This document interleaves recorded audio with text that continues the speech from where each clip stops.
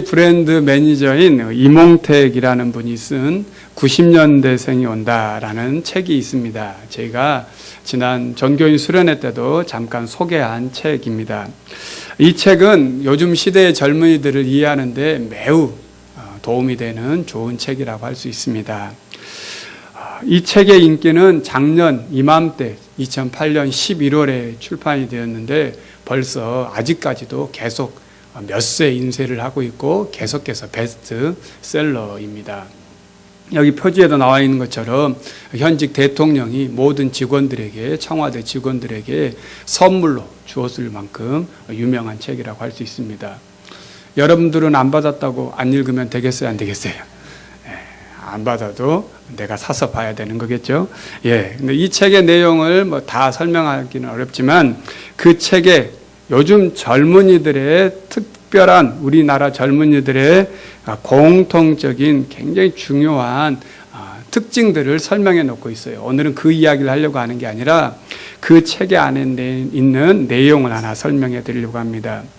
요즘 우리나라 젊은이들의 대부분은 공무원 시험에 열중하고 있다고 해도 과언이 아닙니다. 젊은이들이 취업 준비하는 10명 가운데 4명이 공무원 시험을 준비하고 있다고 합니다.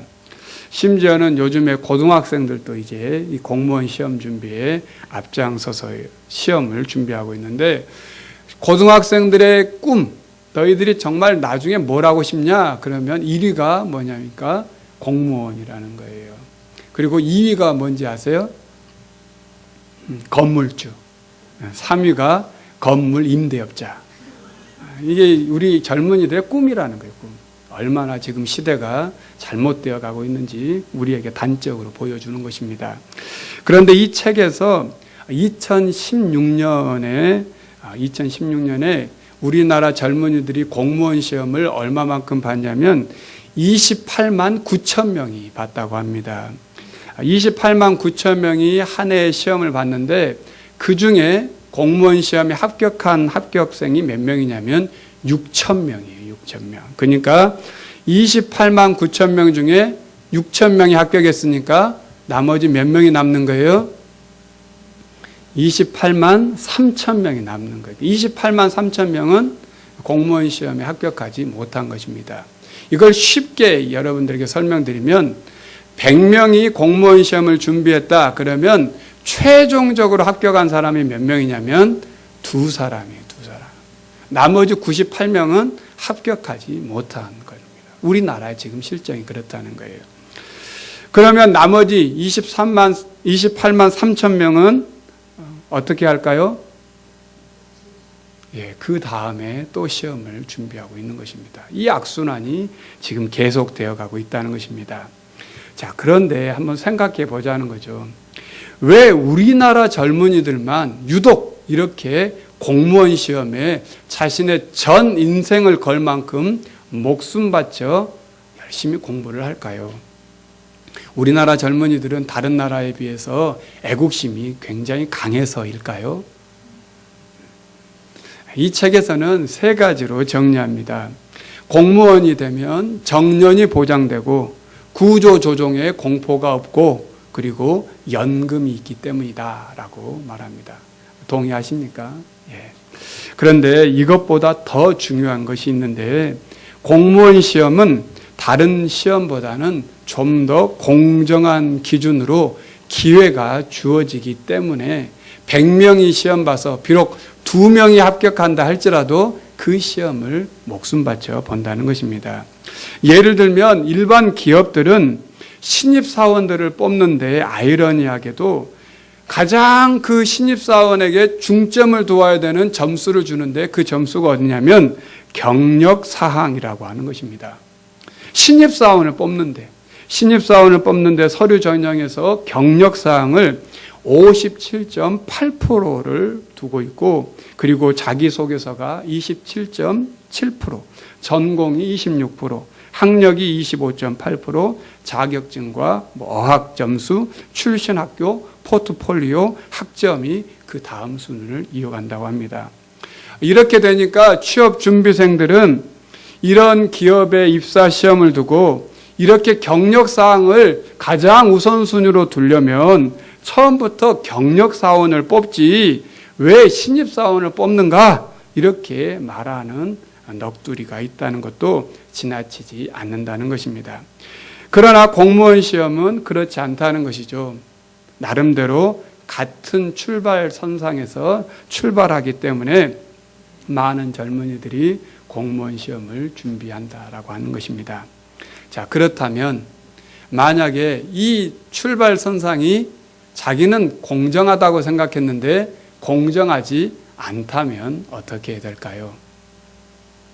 나름 공평하다고 생각했던 공무원 시험에 힘과 권력에 의해서 그 시험이 움직여진다면 어떻게 해야 될까요? 그 시험을 준비하는 많은 젊은이들이 얼마만큼 분노하겠습니까? 2010년에 미국 하버드 대학에서 정치 철학을 가르치던 마이클 샌델이라고 하는 교수님이 정의란 무엇인가 라는 책을 썼습니다. 여러분 한번 읽어보셨을 거라고 생각합니다. 이 샌델 교수가 당시에 우리 한국에 방한하여서 강의를 했는데 당시 경희대 평화의 전당에서 강의를 했었습니다. 4,500명이 들어가는 이 자리에 빈자리가 하나도 없을 만큼 많은 젊은이들이 이 샌델 교수의 강의를 들었습니다. 그 뒤에 사진이 바로 그 당시에 강연 때의 모습입니다. 어마어마한 거죠. 빈자리가 없습니다. 이 샌델은 이 책에서 정의를 아리스토텔레스와 칸트의 철학 그리고 벤담의 공리주의에 기반하여서 이렇게 정의합니다. 미덕을 중시하고 공동선을 추구하는 것이다. 이를 위해 궁극적으로 부의 불평등에 관심을 갖고 더 높은 도덕과 가치를 고민하라라고 젊은이들에게 주문하고 있습니다. 여러분은 정의가 무엇이라고 생각하십니까? 서론이 좀 길었지만 오늘 우리는 이 아모스를 통하여서 정의를 함께 살펴보려고 합니다. 아모스 하면 흔히 무슨 선지자라고 별명이 붙어 있냐면 정의의 선지자다라고 하는 별명이 붙어 있습니다.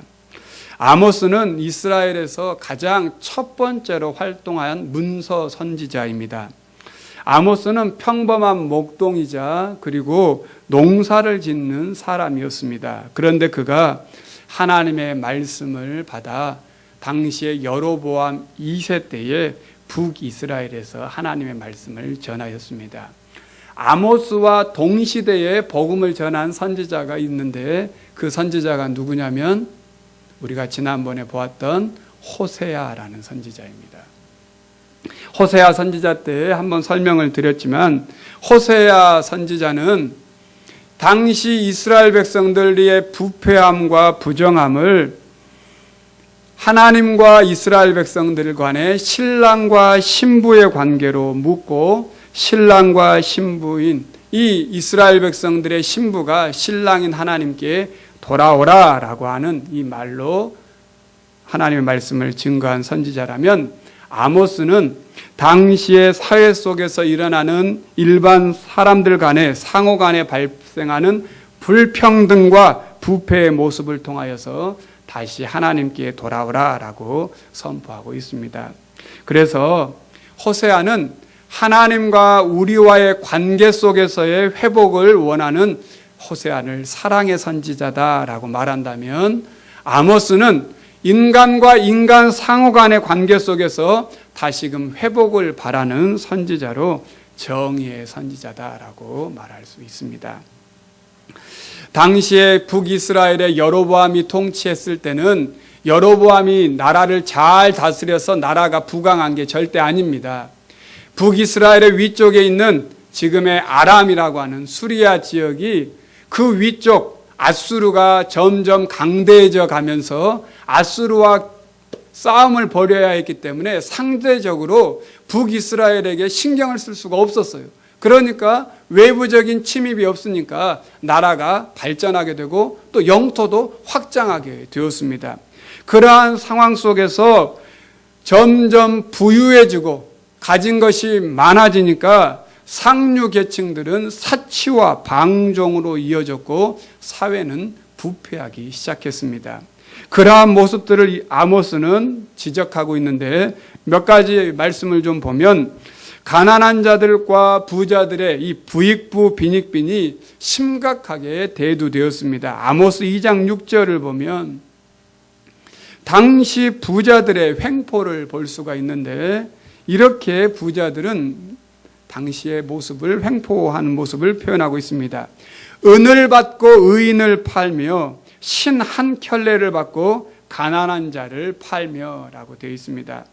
인권이 유린되고 가진 자들이 가지지 못한 자들을 학대하는 일들이 벌어졌다는 것입니다. 사람을 돈 파는데 신 한 켤레 값으로 판다는 거예요. 또한 아모스 3장 15절에 보니까 부자들은 겨울궁과 여름궁, 상하궁을 지어놓고 그곳에서 살았습니다. 가난한 사람들은 집 한 채도 있을까 말까 하는데 부자들은 여름에는 여름 별장에서 겨울에는 겨울 별장에서 심지어는 자기 집을 코끼리뼈 얼마나 흑유합니까? 이 상하로 자기 집을 인테리어한 거예요. 그러면서 사치를 꾸몄다는 것입니다. 그리고 4장 1절에 보니까 사마리아의 산에 있는 바산의 암소들아 이 말을 들으라. 너희는 힘없는 자를 학대하며 가난한 자를 압제하며 가장에게 이르기를 술을 가져다가 우리로 마시게 하라 하는도다 라고 하면서 당시 부유한 여인들의 소위 갑질하는 갑질의 모습, 사치와 향락이 극에 달한 모습을 표현하고 있어요. 그리고 이러한 이스라엘의 사회상을 이제 아모스 5장 10절에서 13절에서는 이렇게 정리해서 말해주고 있습니다. 우리 한번 아모스 5장 10절에서 13절 말씀을 스크린을 보거나 아니면 화면을 또 성경 말씀을 통해서 같이 한번 읽어보겠습니다. 시작. 무리가 성문에서 책망하는 자를 미워하며 정직히 말하는 자를 싫어하는도다. 너희가 힘없는 자를 밟고 그에게서 미래 부당한 세를 거두었은즉 너희가 비록 다듬은 돌로 집을 건축하였으나 거기 거주하지 못할 것이요 아름다운 포도원을 가꾸었으나 그 포도주를 마시지 못하리라. 너희의 허물이 많고 죄악이 무거움을 내가 아노라. 너희는 의인을 학대하며 뇌물을 받고 성문에서 가난한 자를 억울하게 하는 자로다. 그러므로 이런 때에 지혜자가 잠잠하나니 이는 악한 때임이니라. 아멘. 얼마나 무서운 말입니까? 이러한 모습을 총칭하여 오늘 아모스 5장 7절에서는 이렇게 말합니다. 정의를 쑥으로 바꾸고 공의를 땅에 던지는 자들아 라고 외치고 있습니다. 그러면서 아모스는 오늘 아모스 5장 24절에 우리가 잘 아는 것처럼 오직 정의를 물같이 공의를 마르지 않는 강같이 흐르게 할지어다 라고 오늘 외치고 있습니다. 아모스는 일관되게 사회 정의의 붕괴를 부르짖고 지적하고 이것이 하나님께서 곧 심판하는 원인이다 라고 말하고 있습니다. 아모스가 이렇게 말하는 것은 그냥 말하는 게 아니에요. 이제 곧 나라가 망할 것을 미리 보고 있어서 안타까운 마음에 애통하며 울며 가장 슬픈 노래를 부르며 다시 돌아오라, 다시 돌아오라, 다시 돌아와야 사는 길이다 라고 오늘 울부짖고 있는 것입니다. 그래서 아모스 5장 4절에도 5장 5절에서도 너희는 나를 찾으라 그리하면 살리라. 너희는 여호와를 찾으라 그리하면 살리라 라고 오늘 절규하고 있습니다.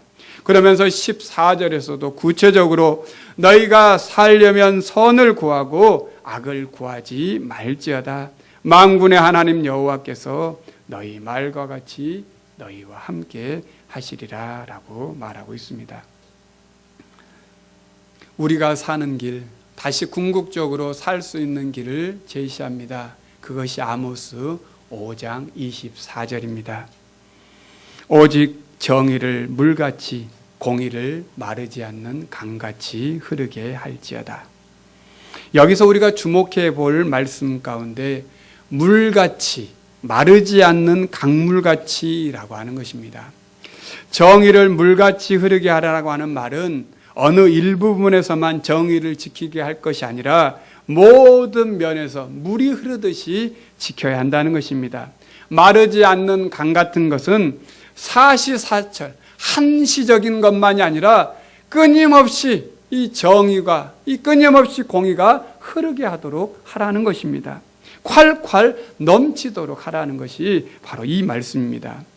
예를 들어서 결혼한 사람이 나는 내 아내를 사랑합니다.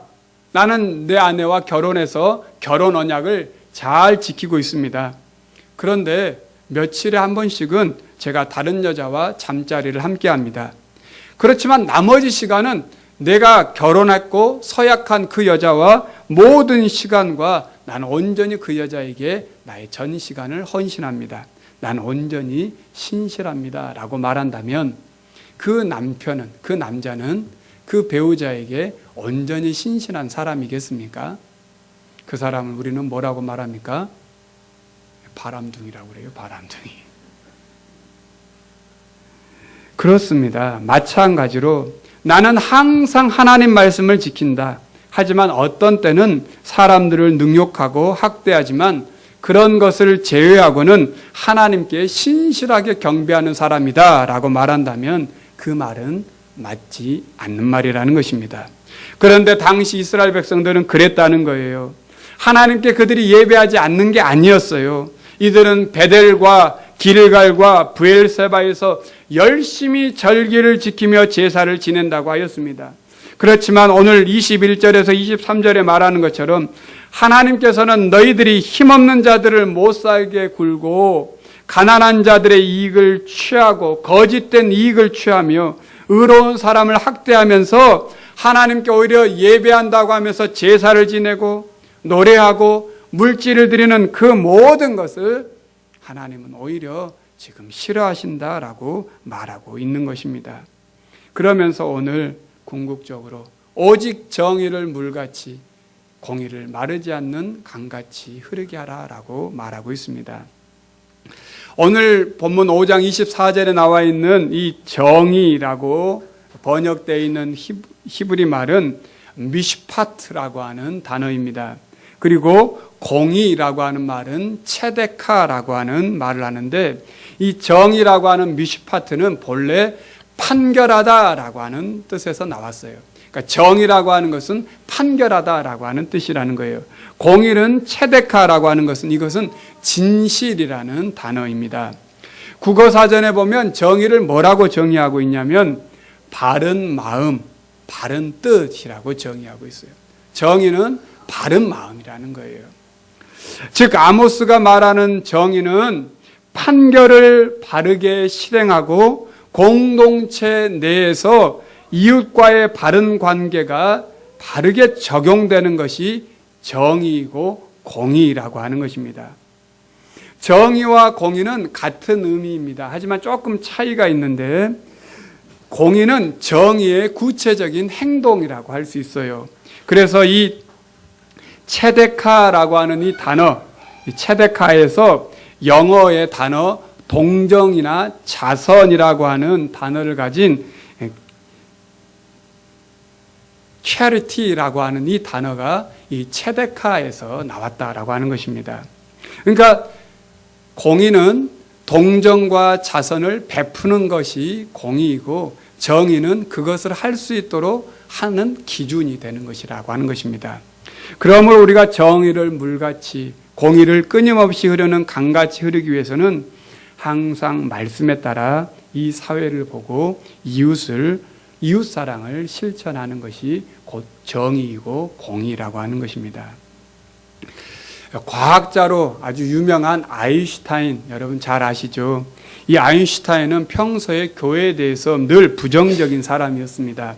그는 과학자였으니까 교회를 얼마만큼 우습게 여겼습니까? 그래서 심지어는 연약한 사람들이나 종교를 의지하러 가는 곳이지 누가 교회를 가느냐라고 이야기했을 정도입니다.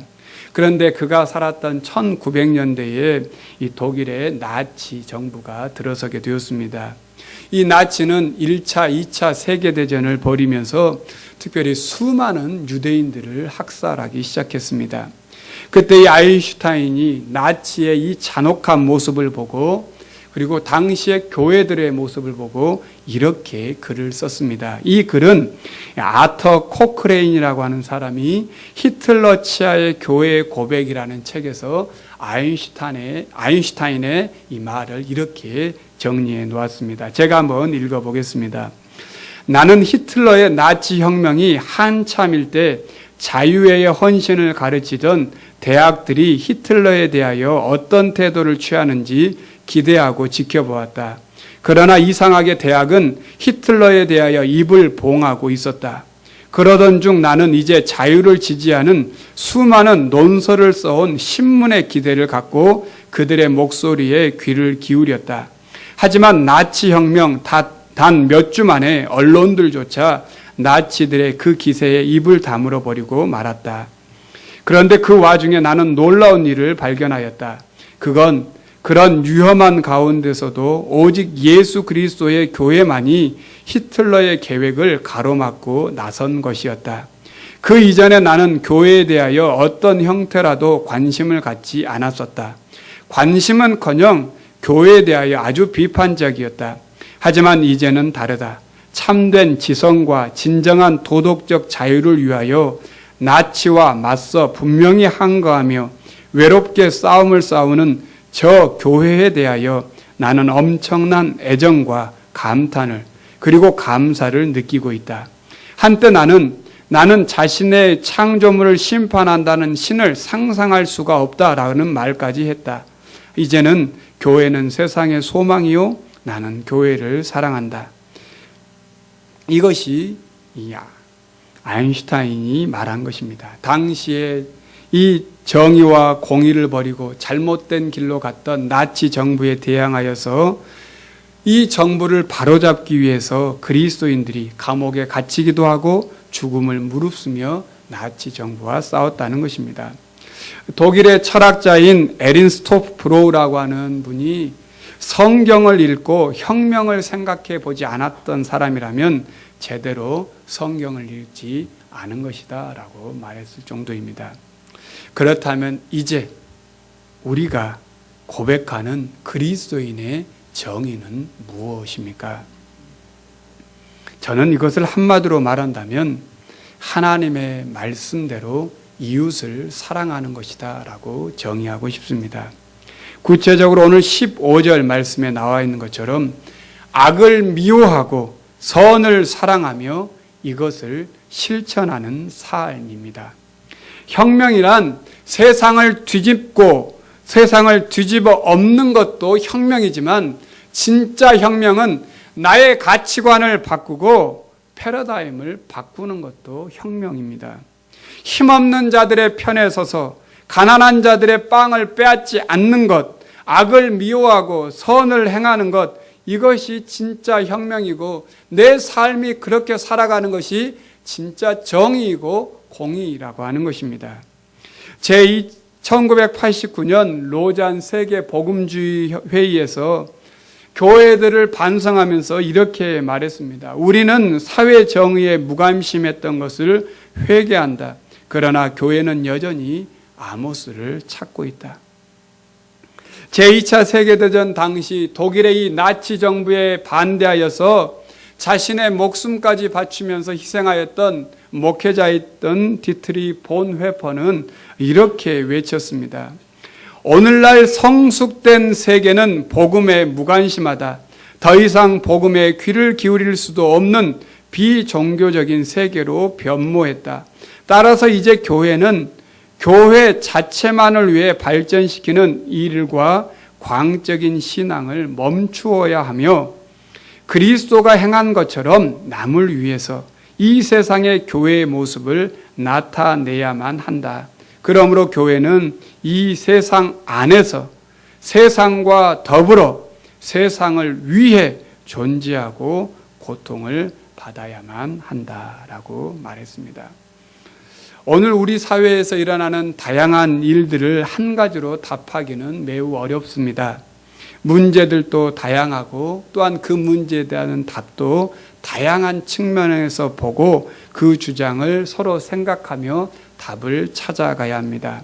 하지만 여기에서 꼭 잊지 말아야 할 것은 하나님의 정의인 이 사랑이 수반되어야 한다는 것입니다. 우리는 시대의 많은 부분에서 숫자로 평가되는 가치들을 가지고 정의를 주장할 때가 있습니다. 다수의 의견이 마치 정의인 것처럼 이야기될 때가 있습니다. 그래서 숫자를 과시합니다. 또한 오랫동안 있어온 관행이 미덕이라는 이름으로 정의처럼 행해져 온 많은 일들이 있습니다. 남이 지금까지 해왔으니까 우리도 지금 그렇게 한다라고 하는 것은 결코 신앙인의 모습도 아니고 정의도 아닙니다. 무엇보다 무서운 것은 어떤 행위들이 종교의 기반을 두어서 그것이 마치 하나님이 그렇게 하라고 하신 것인 양 주장하는 것입니다. 교묘하게 하나님의 말씀을 자기 주장에 인용합니다. 그것은 정의가 아닙니다. 그 안에 진정한 하나님의 정의와 공의가 있는 것은 하나님께서 원하시는 정의는 우리가 진심으로 이웃을 사랑하는 것, 거기에서 시작된다는 것입니다. 한 가지 반드시 기억해야 할 것은 하나님이 원하시는 정의는 이 예배당 안에서뿐만 아니라 매일 삶의 자리에서 정의와 공의를 물처럼 흐르기를 간절히 원하고 계신다는 것입니다.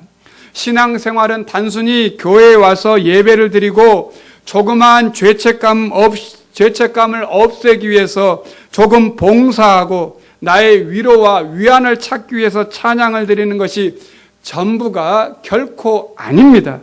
매일매일 나의 삶 속에서 하나님의 말씀을 비춰보고 하나님의 사랑을 실천하는 삶이 진짜 신앙입니다.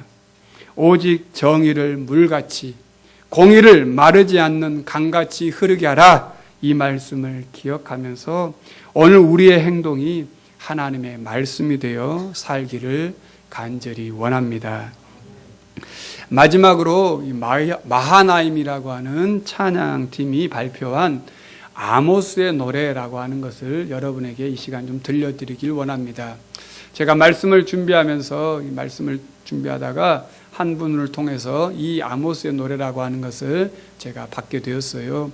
여러분들이 오늘 이 설교를 들으시고 또 오늘 이 찬양을 한번 들으시면서 진정 우리 시대의 정의가 무엇인지, 나는 어떻게 살아가야 할 것인지, 그리고 정의를 물같이 공의를 마르지 않는 강같이 흐르게 할지어다, 이 말씀을 다시 한번 이 시간 깊이 묵상해 볼 수 있기를 원합니다.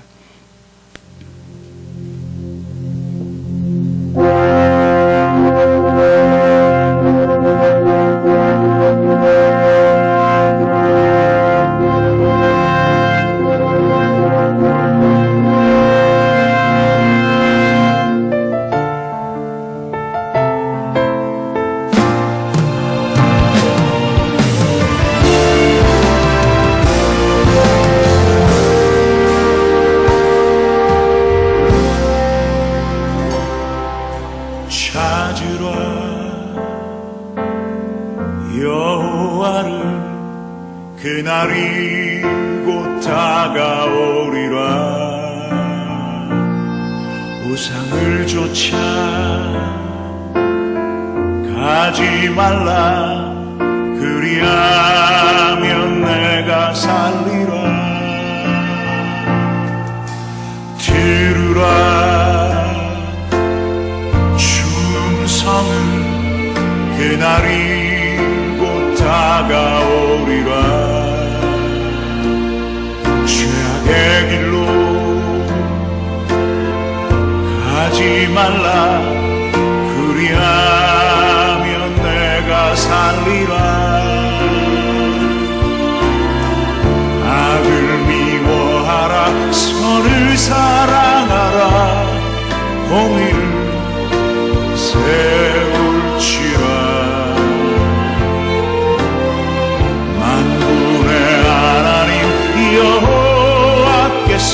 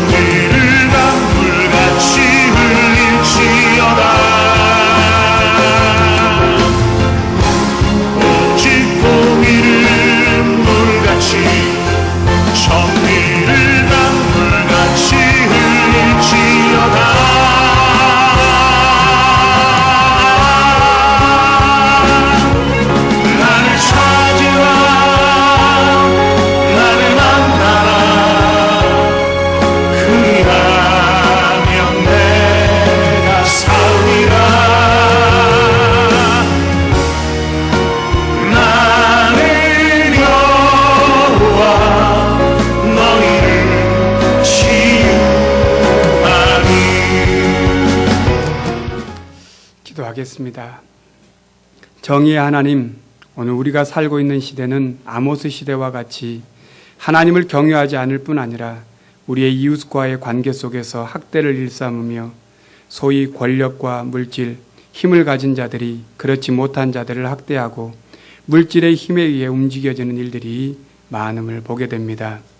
하나님의 정의와 공의가 바르게 실현되며 하나님의 뜻이 하늘에서 이루어지듯 땅에서 이루어지기를 원합니다. 정의를 물같이 공의를 마르지 않는 강같이 흐르게 하라는 이 주님의 말씀을 붙잡고 이 한 주간 살기를 원합니다. 주여, 오늘 우리 시대에 우리의 삶의 자리에 하나님의 정의가 바르게 실현되게 하여 주옵소서. 예수님의 이름으로 기도드립니다. 아멘.